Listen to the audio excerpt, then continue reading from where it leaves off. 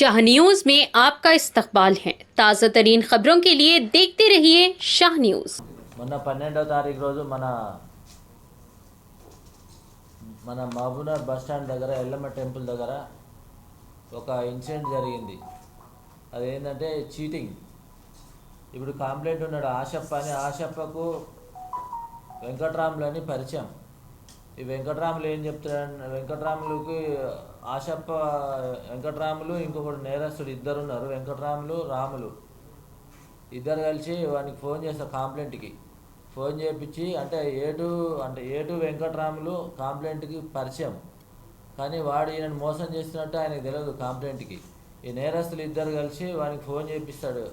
A1 తోటి, అంటే రాములతోటి phone చేపించి నీకు 1కి 2 ఇస్తాము, అంటే ₹1,00,000 ఇస్తే నీకు 5 లక్షలు నోట్లు ఇస్తాము అని అంటే వాడు నిజంగానే ఇస్తాడేమని నమ్మిండు ఆశప్ప. నమ్మి ఏం చేసిండంటే ఒక దగ్గరకు వచ్చిండు. ఆ వచ్చినప్పుడు ఏమంటే వెంకట్రాములు ఆశప్ప దోస్తు కాబట్టి ఇద్దరు కలిసి ఈ A1 దగ్గరకు వచ్చిండు. రాముల దగ్గరికి వస్తే వాడు చెరొక 500 నోటు ఇచ్చిండు.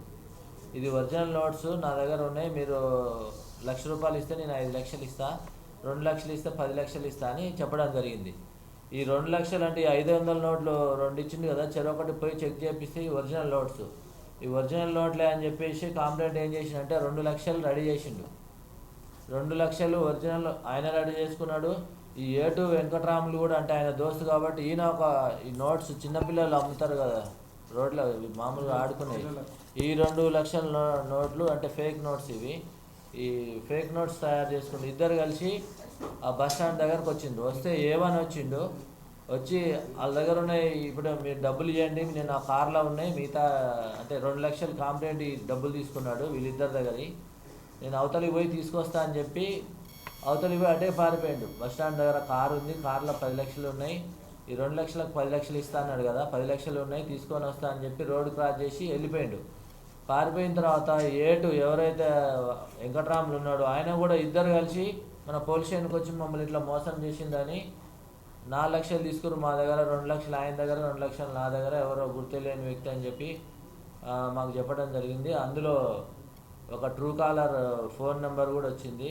అవన్నీ ఎంక్వైరీ చేసి ఆ దొంగ కొరకు వెతుకుతుంటే ఏమైందంటే ఈ కంప్లైంట్ ఈరోజు ఉదయం బస్టాండ్ దగ్గర ఎవరైతే ఏటు ఉన్నాడో, అంటే కంప్లైంట్ దోస్తు, వీళ్ళిద్దరు ఒక నేరస్తుడు అంటే A1 ఏటు ఇద్దరు బస్టాండ్లో అనుమానంగా తిరుగుతుంటే వాళ్ళిద్దరిని పట్టుకున్నారు.